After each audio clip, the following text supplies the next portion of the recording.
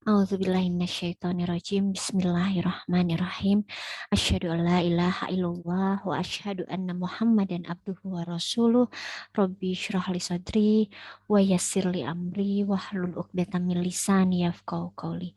Raditu billahi rabba wa bil islami dina wa bi Muhammadina nabiyya wa rasula. Rabbi zidni ilma warzuqni fahma. Rabbi zidni ilma warzuqni fahma. Robbi zidni ilma warzuqni fahma. Apa kabar teman-teman mahasiswa semua yang mengampu mata kuliah deteksi dini dan asesmen tumbuh kembang anak usia dini? Mudah-mudahan semua dalam keadaan sehat walafiat.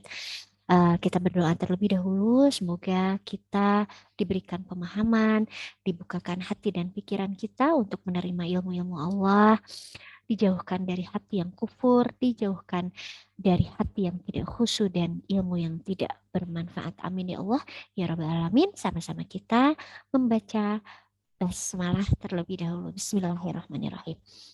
Baik teman-teman, di pertemuan kedua, materi yang pertama kita akan membahas pertumbuhan dan perkembangan. Sebetulnya ini teman-teman sudah didapatkan ya dari mata kuliah yang ada di semester-semester lalu. Ada di psikologi perkembangan 1, psikologi perkembangan 2, psikologi pendidikan, itu sebetulnya sudah diulas, tetapi saya di sini mengingatkan karena ini menjadi dasar untuk mata kuliah kita kali ini. Teman-teman kalau misalkan belum paham nih apa itu pertumbuhan, apa itu perkembangan, ya maka akan sulit nanti kita untuk bergerak ke depannya. Baik, saya izin share screen terlebih dahulu.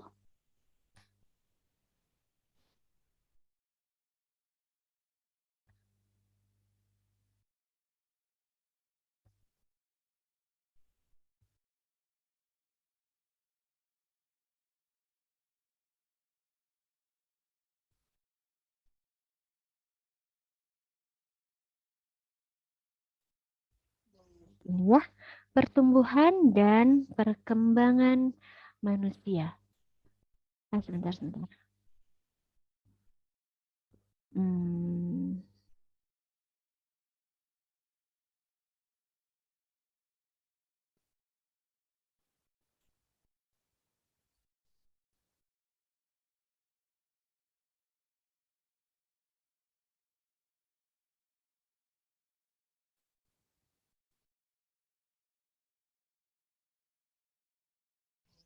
ya.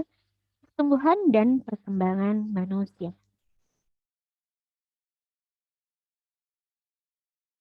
Baik, teman-teman, ketika kita berbicara tentang pertumbuhan dan perkembangan manusia, kita harus terlebih dahulu belajar psikologi perkembangan, gitu ya. Seperti yang tadi saya bilang, teman-teman sudah belajar tentang psikologi perkembangan. Nah, kita akan berbicara terlebih dahulu tentang sejarah psikologi perkembangan. Pertama, sejarah psikologi perkembangan itu berkembang gitu ya, berawal ketika para ahli mulai berpikir tentang hakikat anak. Awalnya nih teman-teman, bahwa anak-anak itu dianggap sebagai miniatur orang dewasa.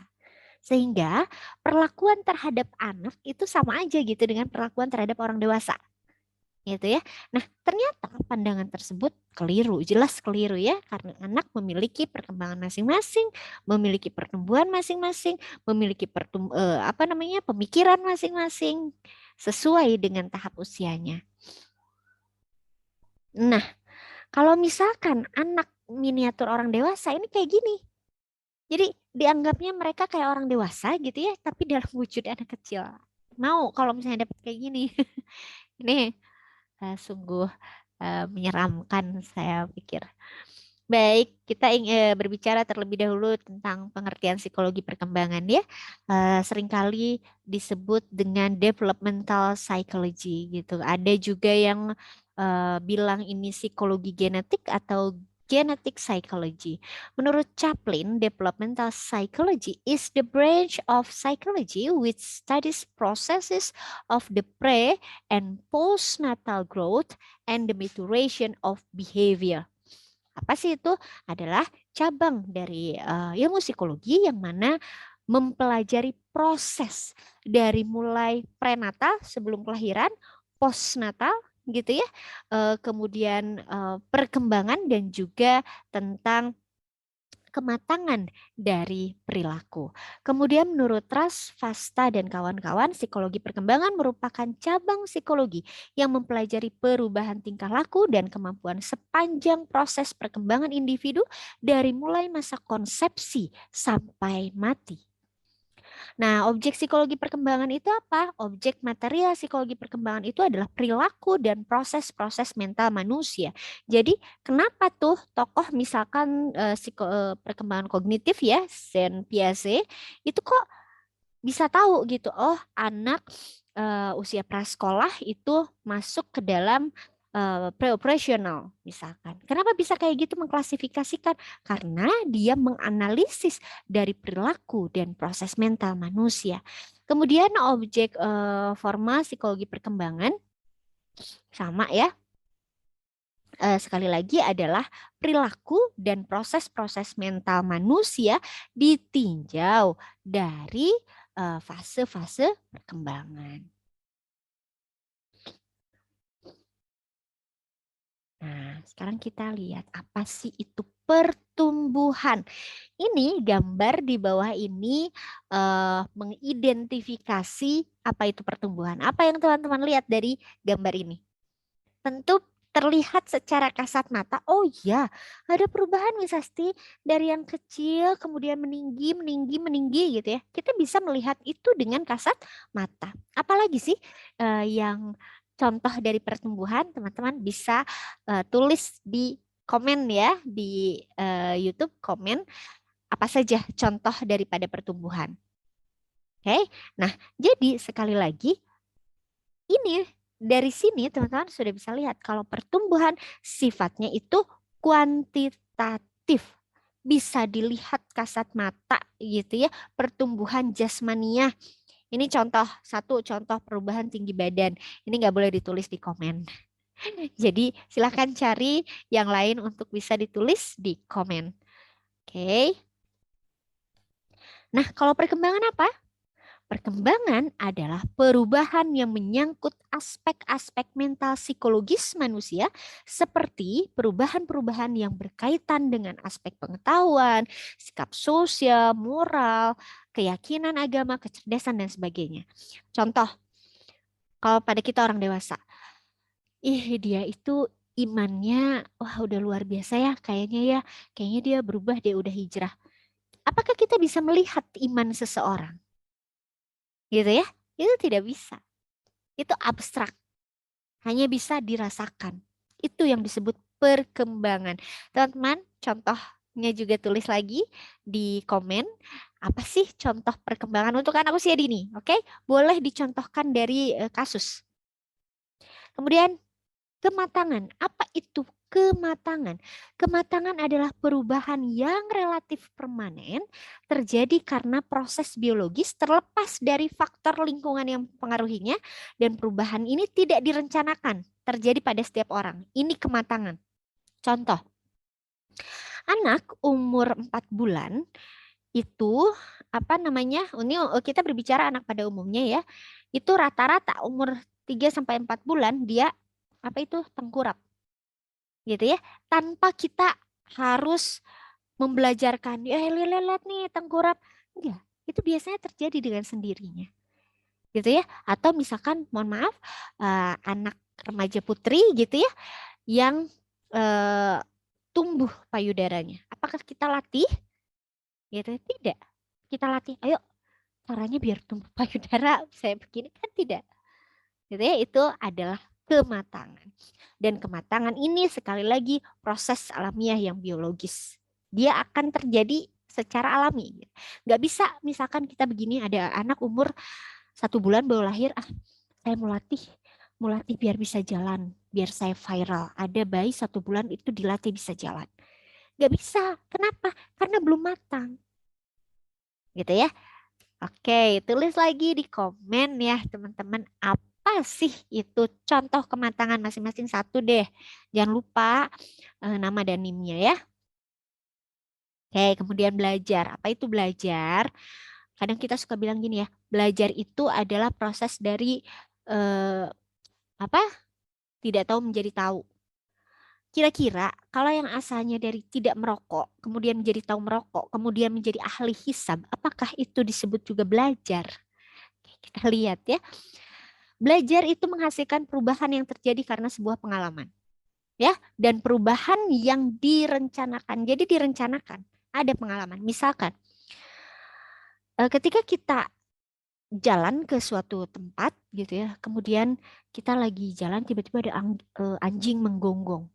Kita belajar, oh di situ ada rumah yang punya anjing dan kita takut anjing. Oke, dari situ kita belajar bahwa oke, nanti saya nggak akan lewat situ lagi deh. Itu belajar, ya.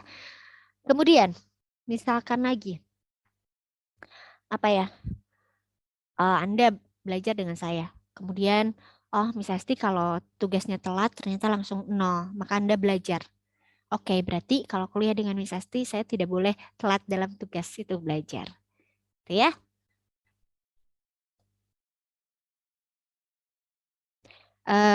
Teman-teman juga bisa tuliskan lagi ya contoh daripada belajar apa. Atau nanti setelah dilihat semuanya, mau ditulis tadi contoh pertumbuhan, contoh perkembangan gitu ya, contoh maturation dan contoh belajar boleh disatukan di komen itu silahkan. Jadi dilihat dulu saja video sampai akhir. Oke, masa kanak-kanak ini saya hanya mengulas sedikit-sedikit ya teman-teman. Dari psikologi perkembangan, dari ilmu-ilmu perkembangan itu akhirnya ada pengorganisasian tadi berdasarkan proses mental dan perilaku dikategorisasikan, kemudian ada yang namanya masa kanak-kanak awal atau early childhood atau di Indonesia sering juga disebut prasekolah. Nah, orang tua menyebutnya ini sebagai masa sulit. Bahkan ada yang disebut dengan terrible moment. Sebab pada masa ini terjadi kesulitan dalam mendidik mereka yang mana sebagian besar hidupnya dihabiskan untuk bermain. Jadi fitrahnya anak-anak itu bermain, gitu ya. Nah, kenapa disebut usia sulit, terrible moment, horrible moment yang menyeramkan gitu ya? Memang kan bukankah anak-anak itu lucu? Kenapa menjadi masa sulit gitu? Karena teman-teman terkait dengan perkembangan, pertumbuhan dan kematangan anak-anak ini kan memang belum matang gitu ya, sehingga sangat dibutuhkan yang namanya pendampingan orang tua. Dan sometimes ketika kita harus fokus terus pada anak gitu ya, itu menjadi suatu kelelahan tersendiri, itu manusiawi. Contoh, misalkan kenapa disebut horrible moment yang menyeramkan gitu. Contoh nih, anak kalau misalnya mau bola, dia hanya tahu iya saya menginginkan bola. Ketika anak 2 tahun nih misalnya, ketika bola itu ke mana itu tuh ke jalan gitu ya, ke jalan raya, dia hanya tahu bahwa saya mengejar bola itu. Dia tidak berpikir kalau ada motor, kalau ada mobil. Itu menyeramkan bukan? Makanya kita harus full dari pengawasan gitu ya kepada anak-anak early childhood. Nah, kemudian pada masa ini para psikolog juga menyebutkan dengan sebutan prakelompok, usia penjelajah atau explore dan usia bertanya. Ini adalah ciri khas daripada anak-anak TK adalah eksplorasi dan bertanya. Jadi jangan heran kalau anak-anak itu apa ya eh, ya culung cingcat gitu ya.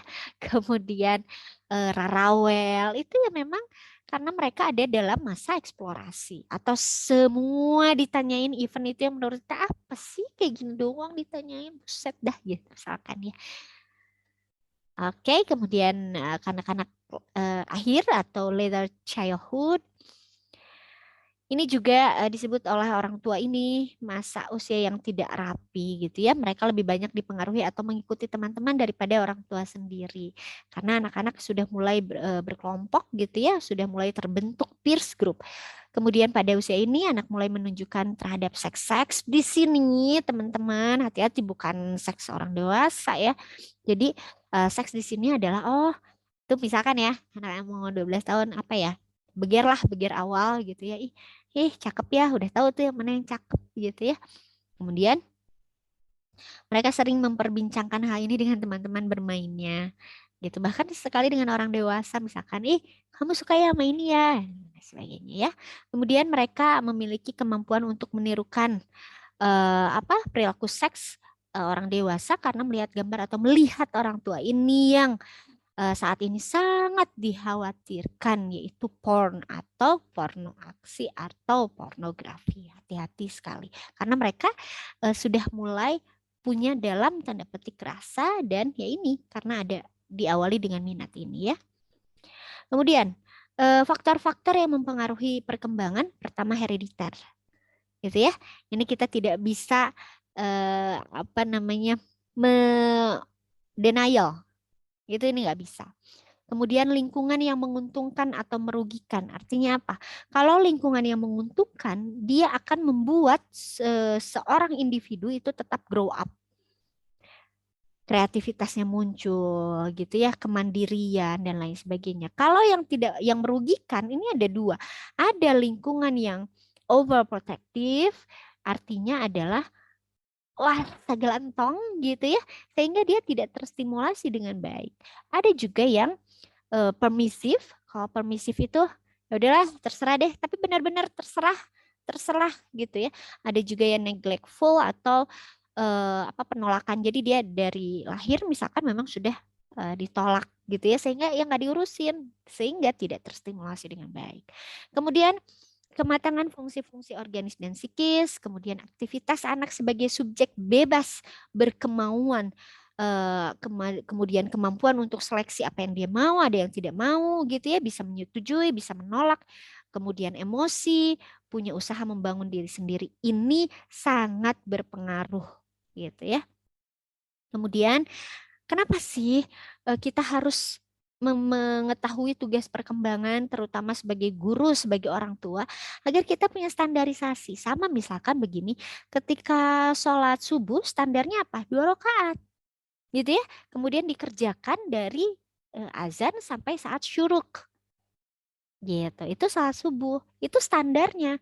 Kalau yang di luar standar itu berarti kita harus pertanyakan ada apa gitu. Ini juga begitu juga dengan tugas perkembangan sebagai petunjuk individu untuk mengetahui apa yang diharapkan masyarakat daripada mereka pada usia-usia tertentu. Kemudian sebagai motivasi kepada setiap individu untuk melakukan apa yang diharapkan dari mereka oleh kelompok sosial.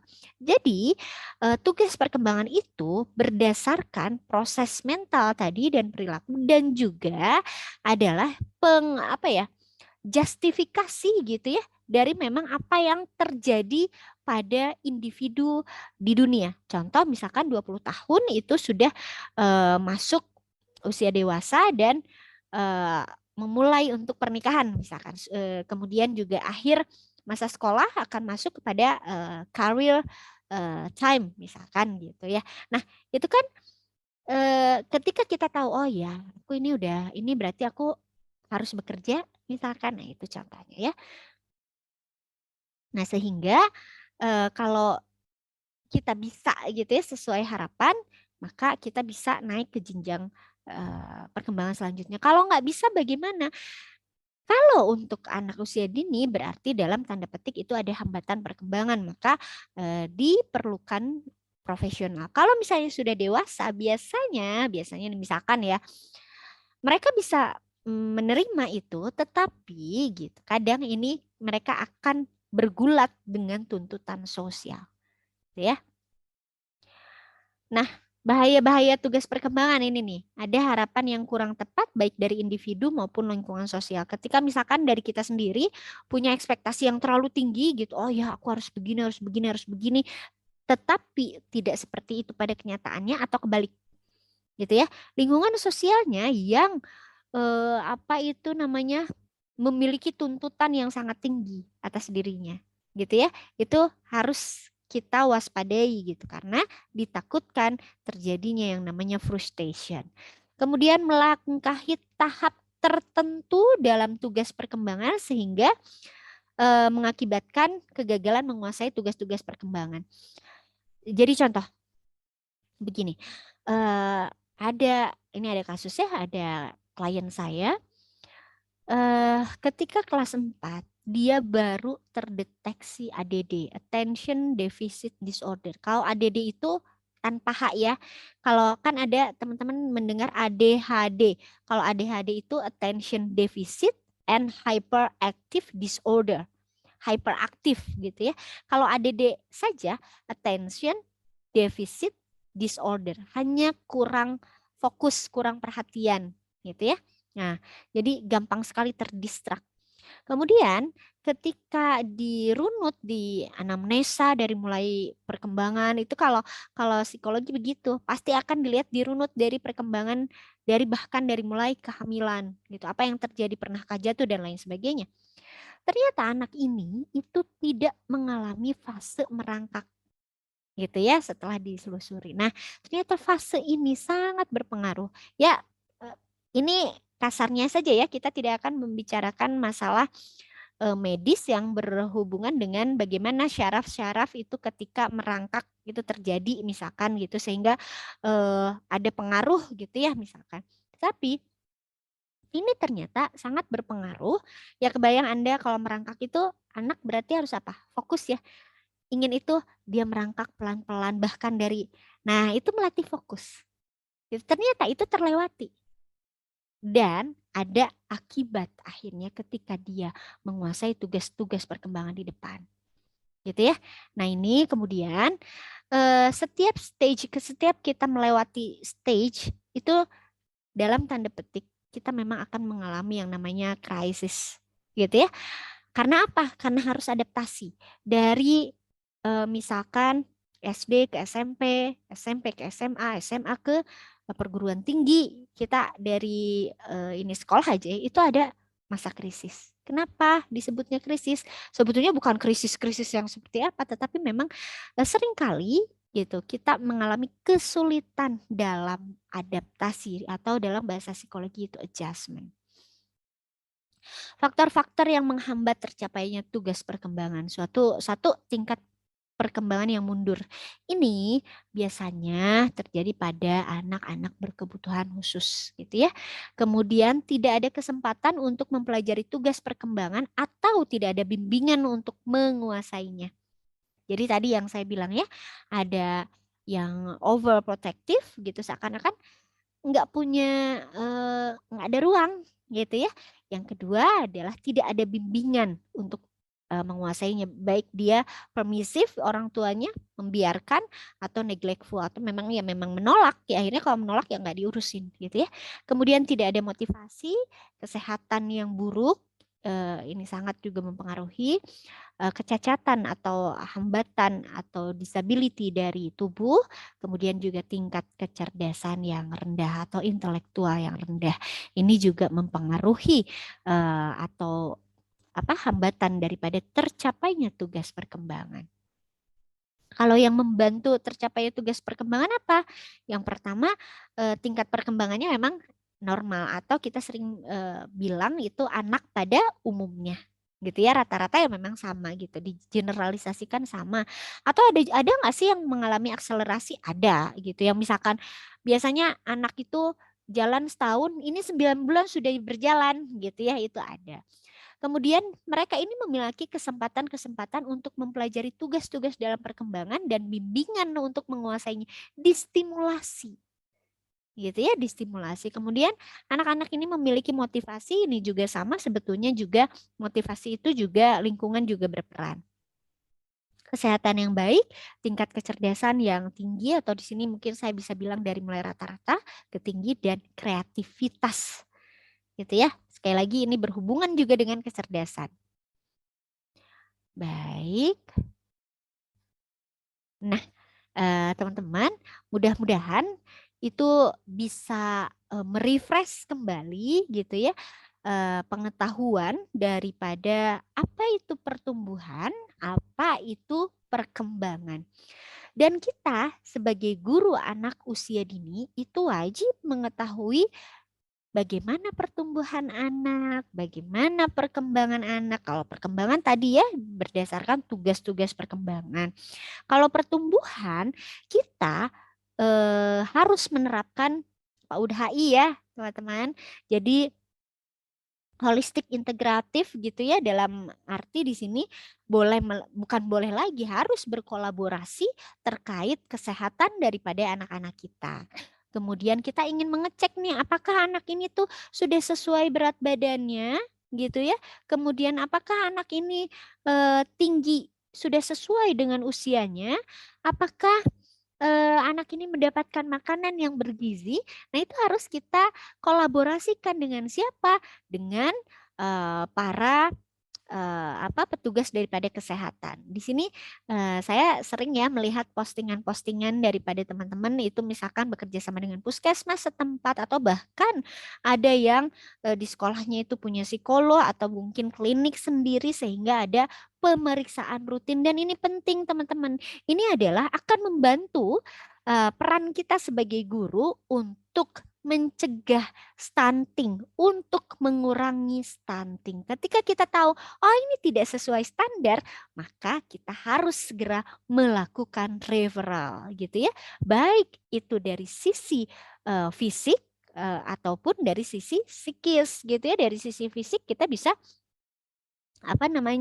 mereferral pada para tugas kesehatan gitu, petugas kesehatan dari segi psikis atau psikologis gitu kita bisa ke psikolog dulu atau psikiater mungkin bahkan diperlukan dokter tumbuh kembang gitu ya. Jadi sekali lagi teman-teman pahamkan dulu apa itu perkembangan, apa itu pertumbuhan dan mudah-mudahan dengan penjelasan ini teman-teman mulai terrefresh kembali dan mulai paham gitu ya. Apalagi sekali lagi urgensi daripada mempelajari pertumbuhan dan perkembangan anak usia dini. Baik, mungkin sekian untuk materi kali ini. Kita bisa lanjutkan di diskusi teman-teman. Terima kasih. Mohon maaf atas segala kekurangan dan keterbatasan saya. Sejatinya saya fakir ilmu dan semua datang dari saya untuk kesalahan dan segala kebenaran itu mutlak datang dari Allah Subhanahu wa taala. Terima kasih. Nasrun minallah wa fatun qarib wa basyiril muminin. Assalamualaikum warahmatullahi wabarakatuh.